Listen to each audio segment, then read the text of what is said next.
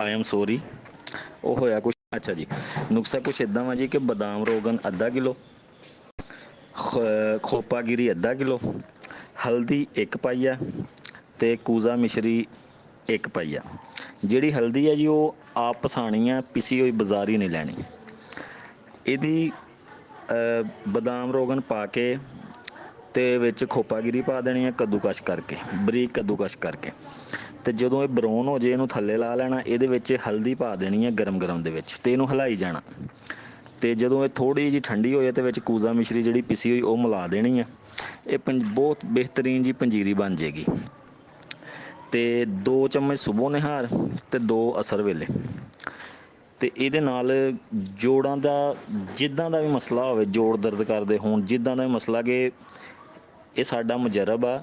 ਅਲਹਮਦੁਲਿਲਾ ਇਹ ਜਿਹਨੂੰ ਵੀ ਦਿੱਤਾ ਨਾ ਜੋੜਾਂ ਦੀ, ਮੈਂ ਕਹਿੰਦਾ ਕਿ ਜਿਹੜੇ ਕੁਰਸੀ 'ਤੇ ਬਹਿ ਕੇ ਨਮਾਜ਼ ਪੜ੍ਹਦੇ ਸੀ ਨਾ ਉਹ ਖੁਦ ਵੈਸੇ ਨਮਾਜ਼ पढ़न लग गए। अल्हम्दुलिल्लाह रब्बिल आलमीन। इन्ना जी मैं हकीम शौकत अली नजफ़। जिस तरह कि आपने नुस्खा सुना बहुत ही ज़बरदस्त है और कमाल वाली चीज़ ये है कि आसानी से बनने वाली ये घर चीज़ है।